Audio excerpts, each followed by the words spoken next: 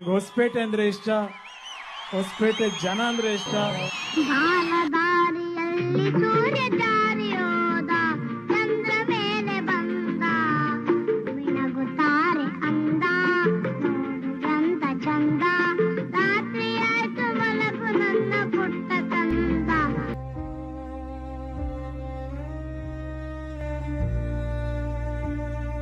ನನಗೆ ಓದಕ್ಕೆ ಬರ್ತೈತಿ, ಆದರೆ ಎಲ್ಲರೂ ನೋಡಿ ನನ್ನ ನಗ್ತಾರೆ.